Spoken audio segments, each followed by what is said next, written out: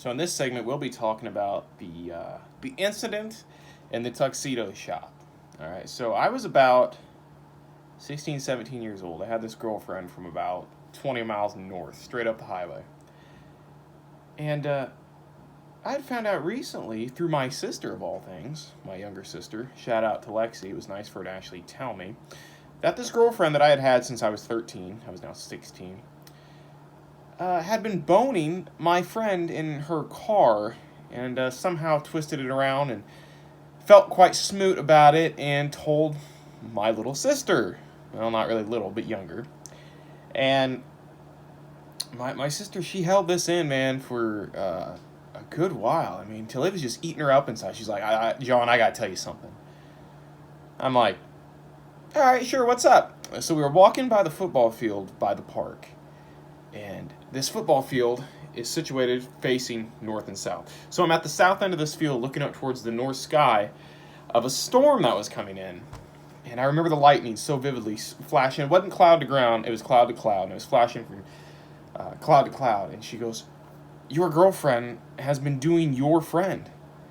And it felt like a bolt of lightning hit me. My skin felt tight. I couldn't breathe. Because I felt stupid because this family was very uppity, very fancy, very, we do nothing wrong. So I never expected it. Especially in a car by some abandoned school in the next town up. Kind of crazy, isn't it? And it finally dawned on me the situation as to why this friend would come around and she wanted to give him a calculator to help him with his GED, which I thought was completely bizarre, strange, weird, And she had made the comment one time. Oh, it's getting me flustered thinking about it.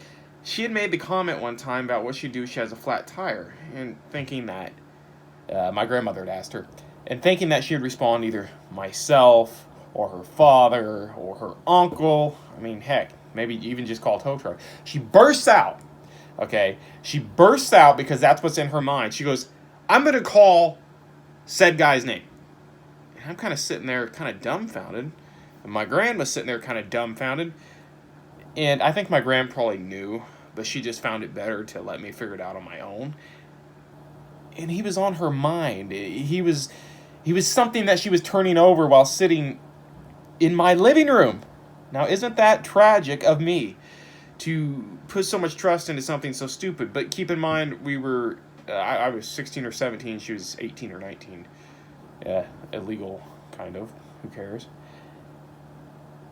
And when push comes to shove, so I finally turn around and finally just call her up. I'm like, what is going on? What's up with this said friend of mine that this and that? She, instead of denying it, anything, she goes, who told you? Who told me? What's the matter? Who told me? I said, is it true? She goes, yeah. And she goes, and I don't regret anything. And I was kind of dumbfounded and like a fool that I was, and I deserved to be slapped upside the head, I'd say punched in the mouth, but I got pretty teeth. I was a fool for believing this and listening to this and thinking that, I could somehow rectify this. And then then years later, it just started trickling down. More and more and more and more stuff started coming out, and I was completely blind and oblivious to it. And when I finally told it, I'm like, look, I got to get away from you. You are draining. You make the problems out to be my problems when you're the one who created the problem. It doesn't make any sense that I should sit around here and beat myself up because of you. Because now you're telling me I got to live up to this or I got to live up to that. And I ran into this guy in a tuxedo shop. I was in there getting a tux for some reason. I don't even remember really. I think it was some senior something bull crap. And there he is in there, and he puts out his hand, and he's like, hey, guy. And I'm like, I'm not going to shake your damn hand. Get the fuck out of here, man. What is that? And then we get back in the car, and I'm still with this broad, And she goes, well, he acted like the bigger man. You made it a scene, and blah, blah, blah, blah, blah. And I'm like, you stood there and smiled and giggled at your phone, looked stupid. So what's up with that, right? So I finally come around and tell her, whatever, we're done. And her mom texts me. She goes, why are you doing this? Blah, blah, blah. You're cheating on my daughter. I said, I ain't cheating on your daughter. What are you talking about? And I said, she's doing what's-his-face up the road there. I mean, he was a very well-known kid. He wasn't good looking. He was average, like myself.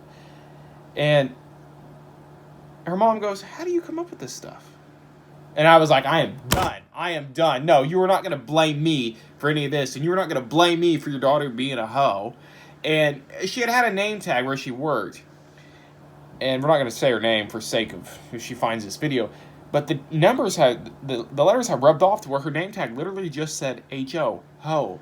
And I'm like, that was the sign right there all along. I never knew it.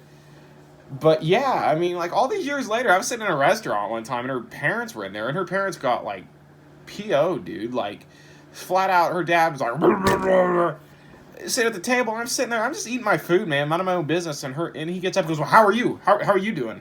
I'm like, "I'm doing good, man. Like, I'm just eating my dinner, man. I didn't come here to pick a fight with you. You serious?" I got up and left. And to this day, they still give my mother crap because they said that I cheated on their daughter, which I never did. So I guess people can't quite come to terms with the fact that their children, their family, who they think they were is not who they really were. I mean, this was back years and years ago. I'm pushing 30 now. But it still sucks to think that even all those years back that I was being played a fool. And then this whole scenario happened again a second time in my early 20s. So right now, I'm just kind of like, whoa, let's focus on the business.